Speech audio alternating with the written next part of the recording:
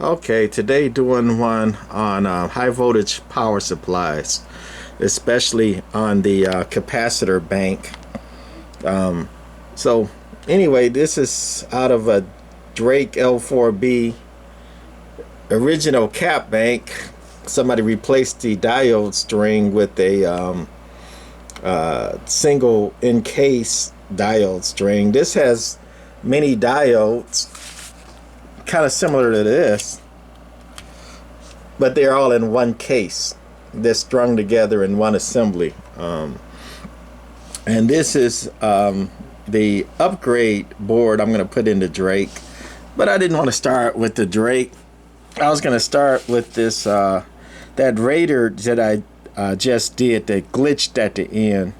And I asked people, hey, you know what that glitch is? Because I knew what it was as soon as it happened. But to explain the glitch that happened in the Raider, here's a Raider schematic. There it is, D+A Raider. Basically for the high voltage, you got the high voltage transformer, the windings go into the diodes. And the diodes rectify the AC, which is positive and negative, and they change the AC to rectified AC, meaning just positive AC. It changes both ways to positive only. So you got rectified AC, and then the capacitor bank, they call it a bank instead of a group or, multiples or a bunch. They use the common word used is a bank of capacitors. Because normally with high voltage, and you're going to use electrolytic caps, it's the common thing used nowadays, you're going to need a bunch of them. Because on the Raider, it runs at about 800 volts DC, and pretty much most electrolytic capacitors are 450 volt. They do make 500 volt and 600 volt electrolytics, but the expense goes way up. The common one is 450, and you can go lower in the voltage, but the common one used in especially sweep tube amplifiers and even bigger ham amplifiers is a bunch of 450 volt. This schematic shows that the Raider originally used 3 capacitors in the bank, and they were 100 UF at 300 volts.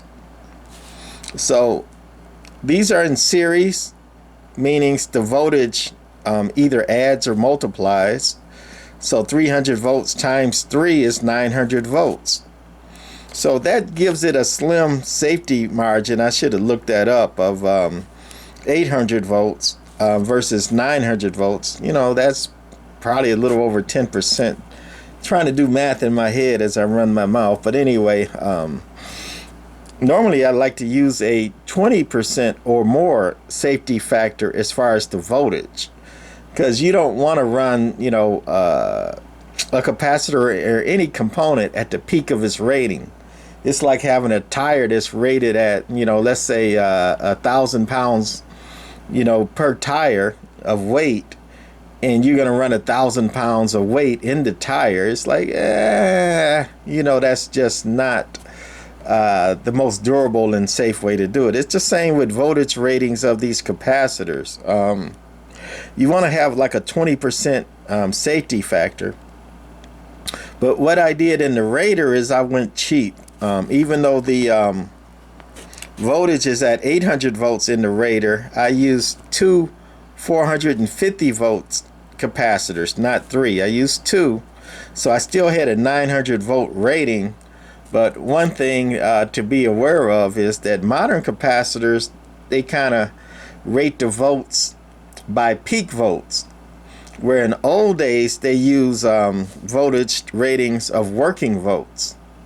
So in the old days, this would be 900 working volts total, the 300 volts caps. But nowadays, with the modern caps, the 450 I use, it would be 900 peak volts, which is kind of near, the 800 volt rating, but it didn't exceed it. So I stuck those 2 450 volt capacitors in the Raider. And I also said in the video, that's why I said if you listen real carefully, you can kind of tell, you know, maybe figure it out. But I said the Raider has no bleeders and no equalizing resistors. In most amps, they use double duty. The resistors that they use for the bleeders also do the equalizing, and the resistors for the equalizing also use the bleeders. And normally they put a resistor off each cap, or across each cap is a better word, which are both, you know, bleed off the voltage when you turn it off, so it doesn't hold a charge for forever and shock you. And it also, if you have the same resistance across each capacitor, it equalizes the capacitor. That way, one doesn't start pulling more voltage than the other, which would kill it, you know, because it's close to the ratings anyway. So anyway, on the Raider, I put in 2 caps that are rated at 450 each, so 900 volts. And again, I said it had no bleeders and no equalizers, and I didn't put them in there. So when it arced at the end, I knew exactly that those caps that I put in there, those 2, that it blew 1 or 2 of the caps. And when I went inside of it, of course it did. So what I did, instead of putting 2 450s, I put in 3 450 volt capacitors. I think I used 150, so I upped the rating. Instead of 100 UF, I put in 150 UF, so it's got better filtering, better regulation. But I used 3 450 volts, and I put in some bleeders and equalizers. Same, you know, resistor, just double duty across each cap. I think I use 100 kiloohm resistors across each capacitor for a bleeder and a resistor. So the caps are now 3, and 3 times 450 is 900, 1350 volt safety rating, whereas, you know, it's only running 800 volts to it. So I weigh up the safety rating, and then I put bleeders and, well, especially equalizers across the cap, so each cap will be carrying the same voltage across it. So the Raider's good to go, and that's all I've mentioned on this one. You know, the Raider, well, before I go, it's got upgraded caps now, or upgraded capacitor bank, and it's got resistors for bleed and EQing across the cap. So it's to me, a better amp than factory. Won't do more watts, but it's better regulated and a better safety margin. And you got EQ across the caps, and you got bleeders, so it won't hold a charge for forever. So, you know, the Raider's good to go. Then next, before I put it away, since I had it out, this is the Maco 300 again that I just did a video on it. And since I was going to talk about capacitors and bleeders, this is the capacitor bank that I put in using the Nomad Maco sweep tube capacitor board, where you can use modern snap-in capacitors instead of originally they have smaller but caps like that, old radio caps wired in off terminal strips, and modern caps are much smaller. You can see that inside is actually has the same voltage and a little bit more UF rating than those. That's the old style radios, new style modern snap-ins, right? So this board uses the snap-ins that I get from Nomad. I think he sells them for about 15 each. Nomad ain't cheap, but it's some needed stuff, at least, you know, because I didn't feel like trying to get a new set of those and wiring those kind of guys in when snap-ins are a lot more common and a lot cheaper than the old style radios nowadays. They're easy to use these on circuit boards, and the way the pins just solder across a board like that, those are snap in. The pins kind of snap in there, and then you solder and you're good to go. You're on your way. Where old style, you know, with a lead and a terminal and all that, it's not efficient to use on a PC board or automation. So everybody's going with that and these are common now and cheaper than these old schools are, and they're more better, I guess, resistance, better ESR, and the values are a lot more equal in them, and diodes too, than these old style guys. So to me, it's a good idea to go with the modern snap-ins. The quality is just better. Just watch out for that voltage rating though. They kind of cheap on that a little bit. But anyway, back to the Maco. It's another amp that uses three, this one is 120 UF caps in series for the capacitor bank. But again, I put my little note there: no EQ, equalizing resistors, no bleeders at all. You got your high voltage transformer, dual winding for high and low, your diode bank, which I replaced with them big 10 amps over there because it had a bad couple of diodes which short. They don't open, they short. So I replaced them with heavy duty 10 amps because you can get 10 amps for like a quarter nowadays. They're common too, and they're cheap, so why not, right? Then this 2 ohm resistor here is like a surge resistor. It's right across the diodes, in between the diodes and the capacitors. So when you turn the amp on, those capacitors aren't charged. So when you turn the amp on, it takes a heavy load before those capacitors charge up a little bit.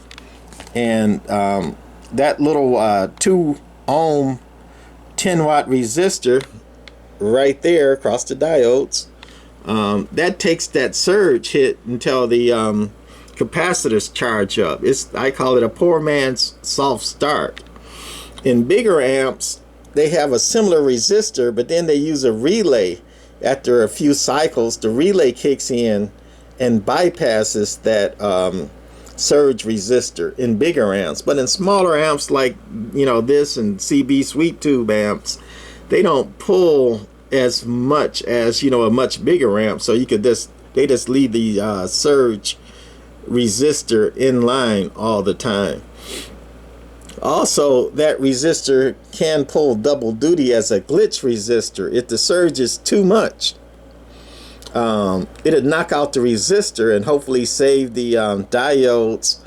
And then when the diode's short, they usually take out the transformer, and nobody wants a bad transformer. Probably the hardest to replace and most expensive item in a amplifier. So it's a good idea to have the surge resistor in there. However, the Maco does not have EQ resistors or bleeder resistors, neither nor.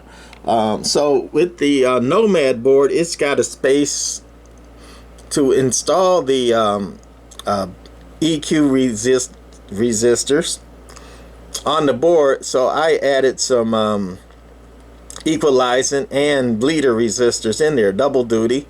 They equalize the caps. You got the same value across each cap. So the caps, it divides the voltage equally across each capacitor. That's why they call it equalizing resistors, right? Here's the bottom of the replacement board for the Drake L4B. This is an original replacement. This is another Nomad kind of generic board that I'm going to use for it. And the Drake, I think, had equalizing resistors, but I don't see them on here. Oh, there they are. Right there. They were hidden from me a little bit. That's the equalizing resistors on the Drake. But we'll get back to that in a minute. Again, the Maco 300 did not have equalizing resistors or bleeders. So the caps weren't equalized. And with no bleeder, they would hold a charge for forever. So again, with the board with the equalizing / bleeder resistors installed, now the caps are happier because they're getting divided equal voltage across each cap. And when you turn it off after, you know, a couple minutes, because it's got those same equalizing resistors do the bleed work too. It'll bleed off the charge, so it'll be safe to go in it after a couple minutes without worried about getting zapped by that high voltage capacitor bank. One other thing I noticed while I was playing around with this schematic and thinking about this video, I was looking at this here in the schematic, you know, coming across the high voltage power supply right here, and then it goes up to this coil or choke and this resistor. And I was like, what is a resistor doing in line right there? It should be the plate blocking choke only, and why would they put a resistor across there? Come to find out, this schematic has a mistake. That component there is the parasitic suppressor. On this amp, it uses one parasitic suppressor for all 5 tubes, which is interesting, right?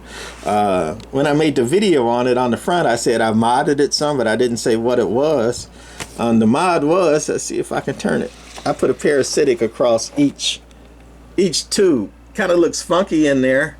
Had to squeeze them in with that tube in the center, but that's the parasitic suppressor, the coil or choke round across the resistor. And originally it used just one of them for all 5 tubes, and it divided them. And it's interesting because the driver tubes use 2, one each. But again, that looks like a kludge, and maybe that's why Maco didn't do it, or maybe they did it to save money. I don't know for sure, but anyway, I think it's a better amp with a parasitic across each one. However, this schematic does not show the plate blocking coil or choke, which one is it? I think that's the driver. I think that's the ground one. I think that's the ground for the finals. Ding, ding, ding, ding. Oh, here it is right there, that orange one there. That resistor lets the high voltage DC go up to the tubes and into the tubes, but it blocks the RF from coming back down and getting into the high voltage circuit. That's the purpose of that. And in the schematic, it does not have that. It's missing it. They just have the parasitic choke going straight to the tubes, and then out of the tubes, that's the tank circuit. Not getting into tank circuits today. That's a wild animal to try to explain that. So anyway, this has 385 volt caps in it. What's 3 times 385? 750, 1050, something like that rating. And the amp runs about a 950, but that rating for these caps is working volt, so pretty decent safety margin. And I got the equalizing and bleeder caps across it, heavy duty diodes, surge resistor. So you know, this Maco is ready to rock and roll, and that's about all I wanted to get to on that, I believe. Last, we're going to get back to the Drake L4 that I'm working on. That's my next project. So again, before I put that away, I did that video, and this is the original capacitor bank, or 2 banks for the Drake L4, 2 banks of 8. See how large those caps were back in the day? Those are original 200 UF at 450 volt. And that's the bleeder equalizing resistors. Somebody did replace the diode bank with that single diode. And you can see here, this is the positive side. You can see bumps and cracks. That's from the electrolyte drying up in this thing, and those caps would be no good. Electrolyte inside of it dries up over 50 years. Here's one that's bulging out.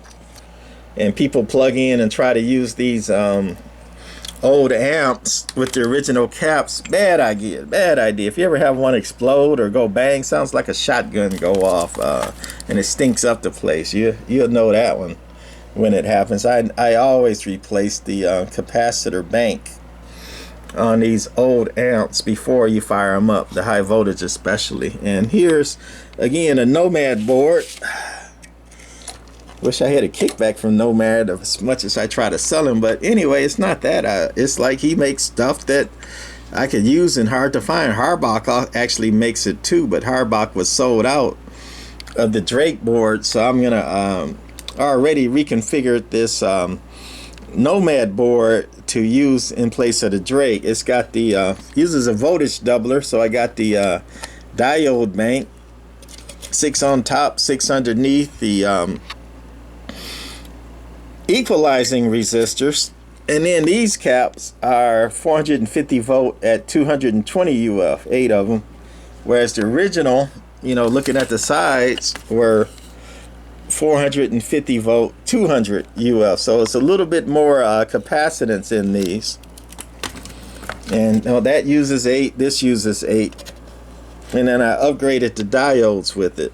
But one other thing about the Drake, and this is the schematic of a Drake L4B. These are the 8 capacitors, the capacitor bank, those 2 boards there.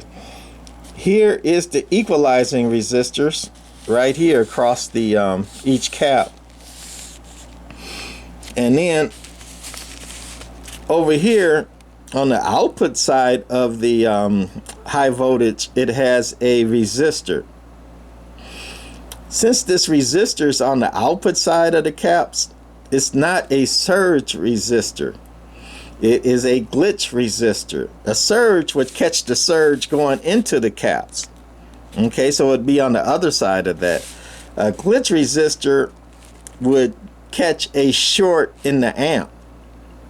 Like a tube short, instead of going back and taking out the caps and the power and the diodes and possibly the transformer, that resistor acts like a fuse. So on the output side it's a glitch, and on the input side it's a surge. It catches a surge too, but over here it's not going to catch the surge when it when the amp is turned on. It's on the wrong side of it. These diodes go straight into the capacitor bank, nothing to catch it. And if you see on the internet or do some reading about the Drake L4B, one of the popular mods for it is to add a soft start or slow start circuit, which would go in between that capacitor bank and again a surge resistor like the one here that is, you know, out the diodes and before that capacitor bank, a surge resistor that would soft start those caps until it charges up, and then they switch out that resistor on the bigger amps. So you got full power, you know, going to the capacitors and out once that those caps are charged up. However, what's interesting about the Drake L4B, not only does it have the equalizing resistors, it's got 3, and this is 2 of them, great big heavy 50 watt bleeder resistors also. You got equalizing resistors, and it's got these big bleeder resistors. Well, Drake used these to not only do heavy bleed, but they used them, they tapped in the center of them, well, not the center, but near the bottom of them, to get this positive 120 volts for the bias also. So they got, you know, R9 at 50K 50 watt, and R10 another 50K 50 watt, which is these guys. And then at the bottom they got a 5K 7 watt resistor, and then it's tapped right there for the surge, so they can get that 120 volts to use for the bias, the cutoff bias, when you're in standby or when you're not keyed down. Modern times don't use bias like that. They just use a resistor in the cathode. So they put a lot of resistance in the cathode to cut it off. The cathode is like the ground of the tubes. So you put a big resistor in there and the tubes can't conduct because they're basically not grounded or not fully grounded with the resistor on the cathode. And that way you don't have to run voltage to anything. Whereas in the old days, they used resistors like these develop that positive bias and they ran that into the grids to cut off the tubes, right? So not an efficient way to do it, because as long as that power supply is humming, that bias is bleeding, and I used Ohm's law to look it up. 64 watts of bleed is happening at all times. So if you think how hot a 100-watt light bulb or a 60-watt light bulb gets in that wasted power, right? That's happening all the time inside the power supply, through these resistors and all that, so you can get the bias. So nowadays, that much bleed and getting power like that to get the bias is kind of not efficient. A lot of heat, 64 extra watts of heat in that power supply, and you're using two 50-watt resistors and another 7-watt resistors, and you're tapping that to get the bias. It bleeds them real good, and not only is bleed, it kind of knocks down that peak voltage a little bit, so it regulates it real good, but it's a very inefficient way to do it. Modern times is, instead of bleeding it down like that and using so much bleed, is you up the capacitance, which also filters out that peak voltage and regulates it some. So you up the capacitance and you get rid of that super heavy duty bleeding from the old day. And when you bleed like this, it does not do anything for equalizing the capacitors, right? That's not across each capacitor. That's from positive to negative here. Positive high voltage over here, and that's the ground basically over here, right? And then that's that 120 volt tap.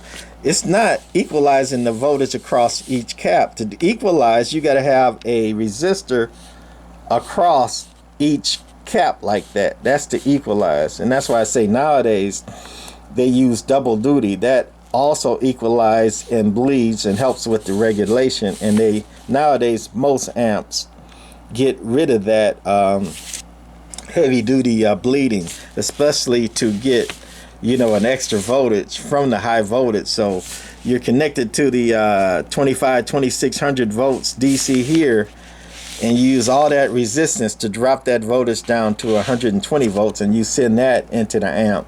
That's not an efficient way to do it. A lot of heat, and not just me. If you look at most mods for the Drake L4B, even though it's one of the best built 3500Z amps made, most mods, even experts like Harbach, and I think Nomad would agree, and anybody else, that it's not the modern, best, most efficient way to do it with all that heat and wasted power, wasted energy. That's power supply power. That's 60 watts coming off your high voltage that should go into the tubes, more power for the tubes. The more you take off of that and waste and heat and bleed and all that other stuff, that's extra heat and power and all that are taken from the going to the tubes and just wasted, going really up in smoke and heat. So anyway, that's about all I wanted to go through. That's just some figures on the high voltage power supply bank. 2600 volts total divided by 8 caps. That would mean each individual cap is going to get 325 volts per cap, and you got 450 volt caps in there, so you got a pretty good safety margin. And then 200 UF per cap divided by 8. Now, the UFs you divide, the voltage you multiply when you have a capacitor bank like that in series. So in total you have 25 UF at 2600 volts plus a good safety margin. They do make, like one cap that'll do the whole thing, but it would be a big giant oil field cap. And oil field caps, like a 3000 volt 25 UF 50 UF cap would be very large and very expensive. And nowadays everything's about money, and when you can make something just as good, work just as well, in a small compact lightweight module like this, that's the way amp makers are going. Even some of the better amp makers like Mtron and Alpha, and some of them, most of them, they went with modern electrolytic snap-in caps on a board similar to this. So anyway, that's going to be, well, I see one more thing I had wrote in pencil. Back in the old days, when diodes weren't as not efficient, but weren't as standardized as they are now, with the back voltage and all that being equal. In the old days, they would put equalizing resistors across the diode bank in the old days. Nowadays, you know, with diodes being very cheap, very standardized, and the ratings are much more consistent and much better, that's kind of went the way of the dodo too. That yeah, they did it in the old days, but they kind of needed to, because diodes, the back resistance was pretty much all over the place. But nowadays, with standard manufacturing, you know, 50 years later, and better production quality, they're pretty standard, you know, the back voltage and all that. So they just got rid of the equalizing resistors across the diodes. Okay, that's gonna be it for this one. Bye.